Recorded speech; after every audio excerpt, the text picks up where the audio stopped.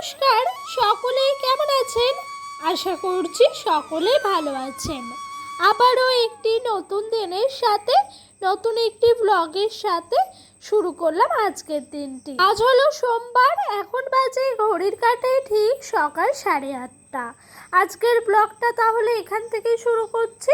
আজ সকালে উঠেছি ওই 5:30 নাগাদ, তবে তখন মেঘলা মেঘলা ওয়েদার ছিল। ভাবলাম হয়তো বৃষ্টিটা এখন আসবে না, একটু বেলার দিকে আসবে।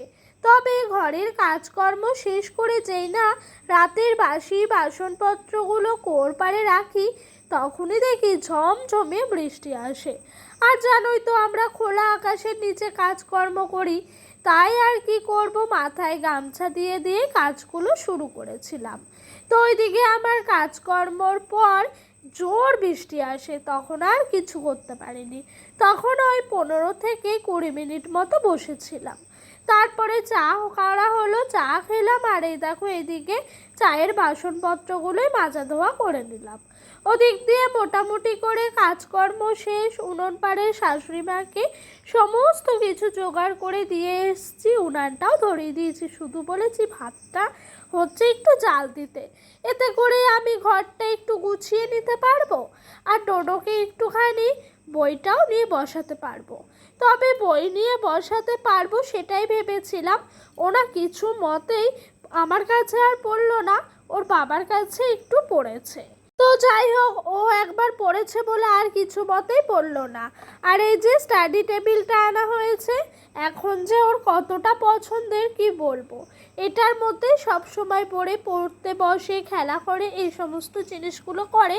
তাই এটাকে আর আমি অন্য কোথাও রাখি না, একেবারে ঘরে বিছানার ওপরে রেখে দিই। যাই হোক, ওদিক দিয়ে আমার মোটামুটি করে জানলা দরজাগুলো একবার মুছে নেওয়া হয়ে গেছে।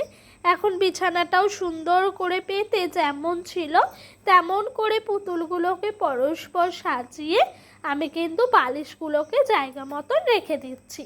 তবে আজকে আমাদের এখানে সকাল থেকেই বেশ নিম্নচাপ শুরু হয়েছিল, থেকে থেকেই বৃষ্টি। ওই বেলা 10টা নাগাদ অবধি বৃষ্টিটা হয়েছে, তারপর থেকে বেশ আকাশটা পরিষ্কার হয়ে গেছিল। এতে করে অনেকটাই সুবিধা হয়েছে, যেহেতু কাঠেই রান্নাবান্নাগুলো সেরেছিলাম সেই কারণে। কালকেকার কিছু জামা কাপড় ছিল যেগুলো ফ্যানের হাওয়ায় রাতে শুকাতে দিয়েছিলাম, ডোডোরই ছোট ছোট জামা প্যান্ট, সেগুলোই এখন শুকিয়ে গেছে। একেবারে সকালে উঠে একসঙ্গে নিয়ে চেয়ারে রেখেছিলাম, ভেবেছিলাম কাজের ফাঁকে যদি একটু সময় পাই তাহলে এগুলোকে জায়গা মতন ভাঁজ করব। ডোডোর বাবা সেই দিন বিশাল থেকে যে প্যান্টটা কিনেছে, এই দেখো এই প্যান্টটা, তো কালকে রাতে ও একবার টাইল দিয়েছিল, তারপরে আমি আর রাখা হয়নি, তাই এখন একেবারে রেখে দিচ্ছি।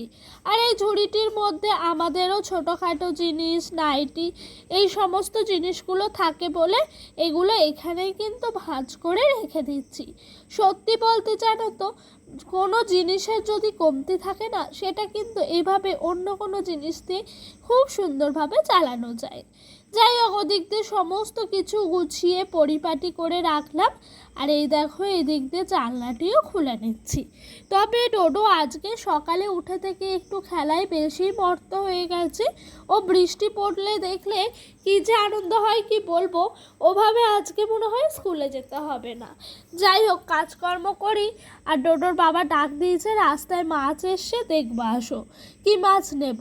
তো এই যে দেখছি রূপচাঁদা মাছ এসছে, আর তার সাথে রয়েছে ভোলা মাছ।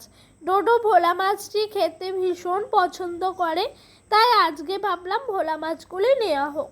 এত বড় রূপচাঁদা মাছটা নিলে অনেকটাই হয়ে যাবে। তাই এই দেখো এদিক দিয়ে আমি কিন্তু ভোলা মাছ নিয়ে নিলাম 500 মতো, ওই 75 টাকা মতো বিল হয়েছিল। আর এই দেখো এদিক দিয়ে কিন্তু ঘরেই সবজিপাতি নিয়ে এসে জোগাড় করে বসেছি। আজকে সকালে ভেবেছিলাম একরকম মেনু করব, তবে মেনুটা একদম মাছটা এসে পাল্টে গেল। ভেবেছিলাম কচু দিয়ে আলু দিয়ে তরকারি করব, আর এই যে দেখতে পাচ্ছ মিষ্টি কুমড়োটা কুচি কুচি করে পেঁয়াজ কুচি, তার সাথে শুকনো লঙ্কা ফোড়ন দিয়ে ভাজা করব। তবে মাছটা যেহেতু নেওয়া হলো, তাই আজকে আর কচুটি রান্না করলাম না। আজকে রান্না করলাম এই তোমার হলো কুমড়ো ভাজা, আর তার সাথে করেছি ওই হলো মাছের ঝাল। তো এই দেখো এদিক দিয়ে সমস্ত কিছু গুছিয়ে গাছিয়ে নিয়ে চলে এসেছি একদম উনুনের ধারে। তবে তেলটা গরম হতে না হতে অল্প খানিকটা পেঁয়াজ দিয়ে দিলাম। আর পেঁয়াজের কালারটা যতক্ষণ না ব্রেস্তার মতো এসছে ততক্ষণ কিন্তু আমি এভাবে ভেজে নেব।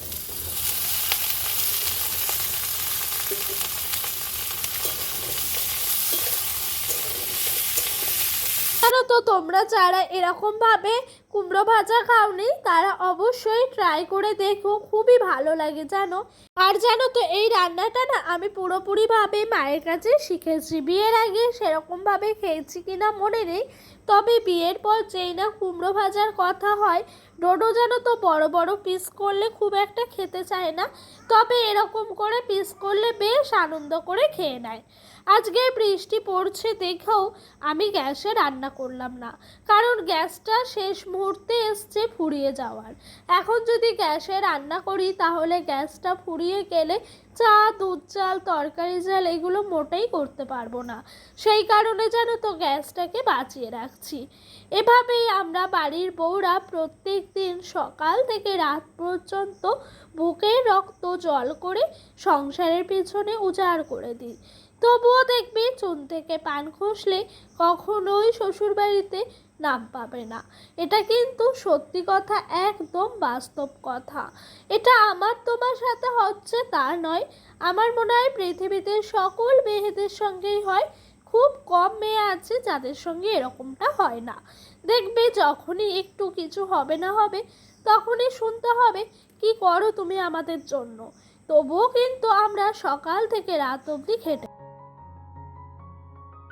ট্রেনের ইঞ্জিন ও এটা ট্রেনের বাচ্চা এটা চাকরি করতে পারে, এখানে বসতে পারে। তাই এখানে এখানে অনেক গাড়িটা।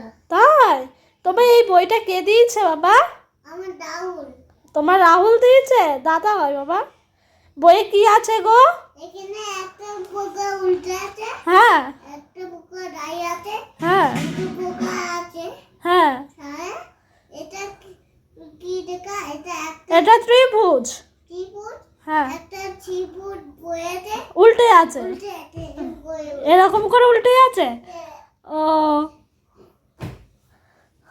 তাই? একটা ফুল কই দেখি দেখি। হ্যাঁ তাই তো, এখানে উল্টে আছে, ওরকম করে উল্টে আছে। ও আর কি আছে দেখো, আর কি আছে মিমিদের? দেখো হুম, আর কি দেখা দেখি তো। এটা কি জানো? এটা সিংহ। এটা কি লেখা আছে জানো? রংধনু। মানে এখানে সব রংগুলোকে করতে হবে। এটা গায়ে যায়, এটাকে দিতে হবে। হ্যাঁ এটা বীজ। এটা ব্রিজ না, এটা বাড়ির বেড়া। বেড়া বেড়া।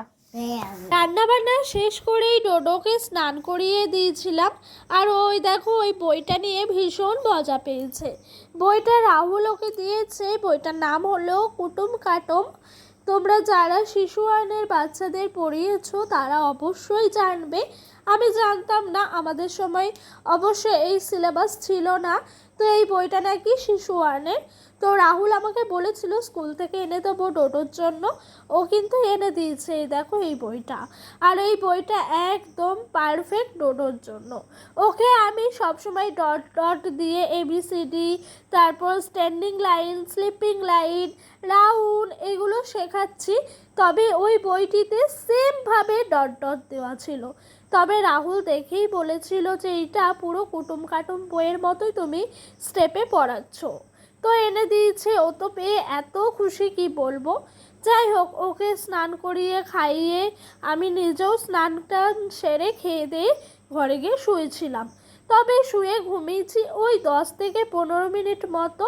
ডোডো একটু দুষ্টুমি করছিল বলে ঘুম থেকে উঠে পড়েছিলাম, মানে ঘুমটা ভেঙে গেছিলো।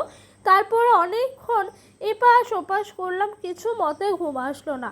আর আমার একটা দোষ আছে, আমার ঘুমটা যদি পুরোপুরিভাবে না হয় তাহলে মাথার যন্ত্রণা করে শুয়ে থাকলে আর কি। তার জন্য মাথা ঝাড়া দিয়ে উঠে আমি কটা শলাকাঠি ছাড়িয়ে নিলাম। আর আজকে যেন তো রাতের বেলা খুব করে ইচ্ছা করছিল একটু লুচি আর আলুর দম খাবো, ফোন খুললেই সব সময় একটাই ভিডিও চোখে পড়ছে, জামাই ষষ্ঠী জামাই ষষ্ঠী। আর জামাই ষষ্ঠী মানেই একদম সকালে ব্রেকফাস্টে কিন্তু সকলেই লুচি, আলুর দম, কেউ লুচি ঘুগনি, যে যেরকম পারছে খাচ্ছে। আর বেশ কদিন ধরেই মনে হচ্ছিল একটু যদি লুচি খাওয়া যায় ভালোই হয়। আবার ওয়েদারটাও আজকে বেশ সুন্দর আছে, ঠান্ডা ঠান্ডা বৃষ্টি হচ্ছে। তাই একবার ভাবনা করলাম যে করবো না, ভাল লাগছে না, থাক। তারপরে আরেকবার ভাবলাম কতদিন ধরেই না আমার ইচ্ছে হচ্ছে খেতে, দেখি ডোডোর বাবাকে বলে, ও যদি বলে হ্যাঁ খাবো তাহলেই করব। তো ওকে ফোন করাতেই ও এক কথায় রাজি, হ্যাঁ করো, দোকান থেকে যা যা লাগবে কিনে নিয়ে এসো, দিয়ে করো। তো করাতে বাড়ির সকলের ভীষণই ভালো লেগেছে। আর বেসিক্যালি আমাদের বাড়িতে ষষ্ঠীর দিন কিচ্ছু করা হয়নি। জামাই ষষ্ঠী চারিদিকে বেশ তোড়জোড় ছিল, তবে এবছর ননদ আসেনি। ও আসলে আবার এইসব সমস্ত রান্নাবান্নাগুলো করা হতো, ও আসেনি বলে কিছুই করা হয়নি। আর সেদিন তোমরা তো দেখেইছো ওই ব্লগে, ষষ্ঠীর দিনে আমি একটু ব্যস্ত ছিলাম একটু কাজের জন্য, তো সেই কারণে বাড়িতে কোনো আয়োজনই করতে পারিনি। তবে রাতে একটু চাউমিন নিয়ে এসে সকলে খেয়েছিলাম। তো এই যে এখন বসে পড়েছি যেই ভাবা সেই কাজ, লুচি বানাতে। আর কয়েকটি লুচি প্রথমের দিকে খুব ভালোভাবে ফুলেছিল, লাস্টের দিকে তেলটা কমে গেছিলো বলে লুচিগুলো ফুলছিল না। জানো তো আমার মা এরকমভাবে লুচি করে, একেবারে বড় বড় করেই ফুলকো ফুলকো করে, দুটো লুচি খেলে পেট একদম ভর্তি হয়ে যাবে। আর লুচিগুলো এতটাই খাস্তা হয়েছে কি বলবো, যখনই হাত দিতে যাচ্ছি তখনই ভেঙে ঝরঝর করে হাতে চলে আসছে। জানো তো বলে ময়দা যত সুন্দর মাখা হয় তত সুন্দরই নাকি লুচি হয়। অবশ্য ময়ামটাও কিন্তু ভালোভাবেই দিতে হয়। আর আমি জানো তো যখনই লুচি বানাই তখনই আটা ময়দা এর সাথে মিশিয়েই করি। কারণ কি বলো তো, শুধু দেখবে লুচিতে আটা দিয়ে করলে কেমন একটা লাগে, আবার শুধু ময়দা দিয়ে লুচি করলে কেমন ঠান্ডা হয়ে গেলে চামড়ার মতো লাগে। সেই কারণে আটা ময়দা মিশিয়ে করি বলে লুচিগুলো খেতে খুব সুন্দর হয়। যাই হোক, আমাদের বাড়িতে আবার সকলে লাল লাল করে লুচি খেতে ভীষণ পছন্দ করে। আলুর দম তো হয়ে গেল, লুচিও হয়ে এসছে। চলো তাহলে আজকের মতো এখানেই বিদায় নিচ্ছি। তোমরা যে যেখান থেকেই আমার ভিডিওটা দেখলে সকলেই ভালো থাকবে, সুস্থ থাকবে, নিজেদের শরীরের খেয়াল রাখবে। আবারও দেখা হচ্ছে নতুন একটি দিনের সাথে, নতুন একটি ব্লগের সাথে। নতুন পুরনো সকল বন্ধু আমার পাশে থেকে